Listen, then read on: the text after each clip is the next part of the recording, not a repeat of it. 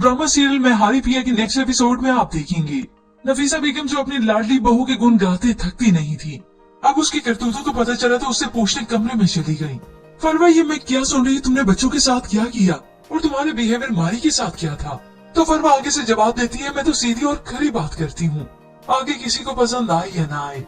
अब नफीसा बेगम तो अपनी लाडली बहू को ये रंग देखकर हैरान है। वो माली की क्या इज्जत करती है, उसने तो अपनी सास को भी बेइज्जत कर दिया, जबकि वहाँ सारा अपने फैसले पर अटल है। वो खुद पर फैसला करके फवाद की मोहब्बत को चैलेंज कर चुकी है, मगर जवेरी को मालूम है कि ये अब जैसा नामुमकिन सा हो गया हो, इसलिए वो अपनी बहन को सलाह देती है कि फरवा के वहाँ इस घर में रहते हुए तुम्हारी जिंदगी कभी सुकून से नहीं गुजर सकती, इसलिए बेहतर यही है कि तुम फवाद से तलाक ले लो। ये बात सुनना थी कि सारा के पैरों तले जैसे जमीन निकल गई हो। वो तो फवाद से दूर होने का सोच भी नहीं सकती थी।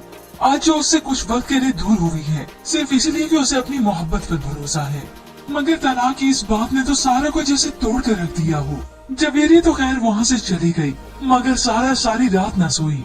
आखिर वो रोते हुए चिल्लाते हुए जोर से कहती है, मैं नहीं रह सकती फवाद के बगैर, मैं उससे दूर नहीं हो सकती।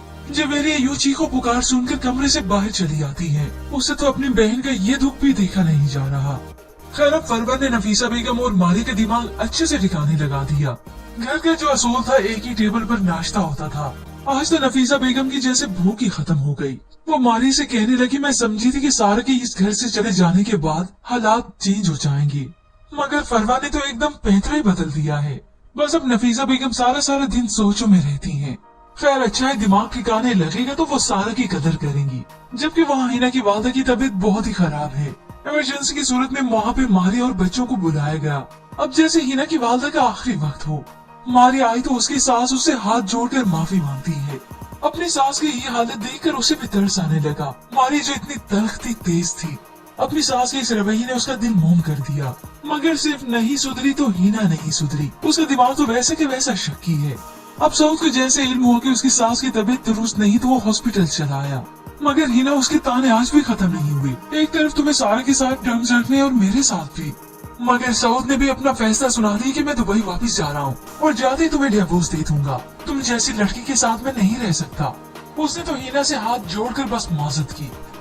होप से सारा बहुत जल्द एक्सपेक्ट भी कर जाएगी, क्योंकि उसकी बहन ने उसका इलाज जारी रखवाया। लेडी डॉक्टर भी अब उससे बहुत पुरमुतमईन है। खैर व्यूअर्स, हो सकता है नेक्स्ट आने वाली हिसाब में हिना की वालदा गुजर जाए, मगर खैर व्यूअर्स इतना ही नहीं, फवाद जिसका मैनेजर छुट्टियों के बाद वापस आया तो उसके सामने ये हकीकत भी आ ही जाएगी कि उस दिन जो मैंने अपनी आंखों से देखा था वो सलमान ही था और उसी ने पैसे चुराए थे। अब फरवा और अनकरीब अब फरवा और फवाद के दरमियान तकरार शुरू होगी। खैर व्यूअर्स, ये तो ड्रामा है और फसादी औरतें फरवा की तरह नहीं करती।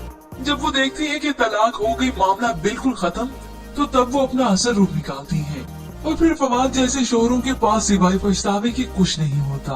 खैर व्यूअर्स, ड्रामा है और ड्रामे की कहानी बहुत ही इंटरेस्टिंग चल रही है। बस अब तो इंतजार है कि सारा कब एक्सपेक्ट करे और फवाद के बच्चे की माँ बने।